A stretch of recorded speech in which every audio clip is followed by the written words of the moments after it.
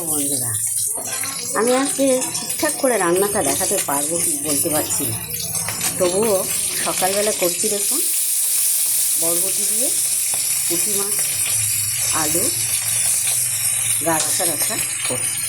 কোথায় চটপট আওয়াজ হচ্ছে, ভয় লাগছে যেন আমার।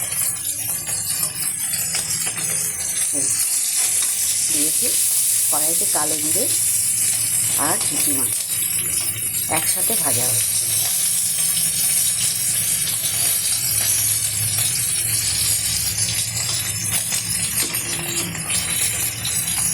আর আমার গপু স্কুলে যাবে, আমার আজকে আর ভাত তাড়াতাড়ি চাপানো হয়নি, সময়ের দিকে দেখা হয়নি।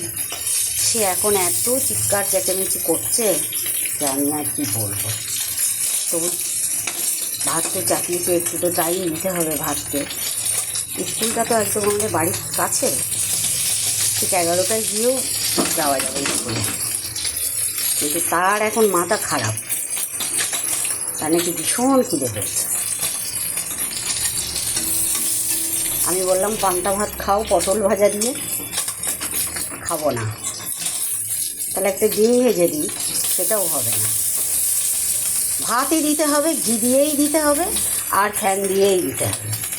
আলু ভাতে ঘি আর ফ্যান, কি একটা খাওয়া শিখেছে প্রতিটা দিয়ে।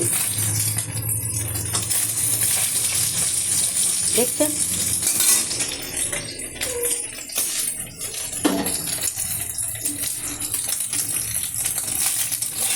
দেখুন আমার মাছগুলো সুন্দর ভালো হয়েছে।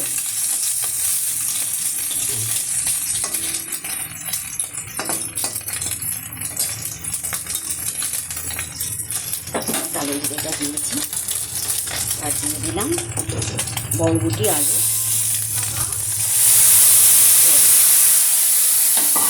কড়াইতে দিয়ে দিলাম।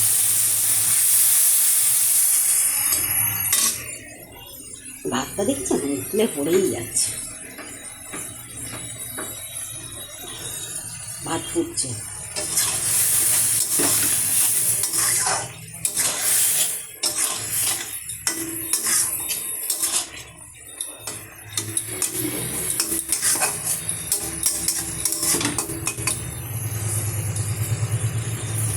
এসব রান্না সবাই জানে, তাই এর আর কোনো বর্ণনা দিলাম না।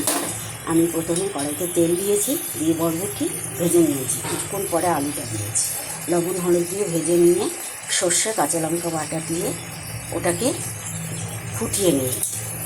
আলু সিদ্ধ হয়ে গেছে। তারপরে কড়া পরিষ্কার করে আমি দিলাম পুঁটি মাছ আর কালো জিরে। কড়াই পরিষ্কার করে প্রথমে দিলাম তেলে পুঁটি মাছ আর কালো জিরে দিয়ে সেটাকে ভেজে নিয়ে এই তরকারিটাতে দিয়ে সাঁতলে দিলাম। আমি এখন গ্যাসটাকে আস্তে করে দিলাম। এটা কিন্তু আমার সম্পূর্ণ হয়ে গেছে, দেখুন সম্পূর্ণ হয়ে গেছে। আর পুঁটি মাছ তো আর অনেক টাইম লাগে না হতে, এই হয়ে গেছে সম্পূর্ণ। আমি আপনাদের একটু দেখিয়ে রাখলাম। একটা ছোট্ট রান্না, কম সময়ে ছোট্ট রান্না।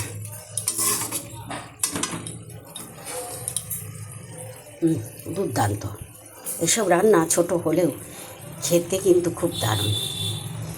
তাহলে না ছোটা পাটাকা বড়া ধামাকা এরকম জিনিস আর কি, সত্যি সুন্দর।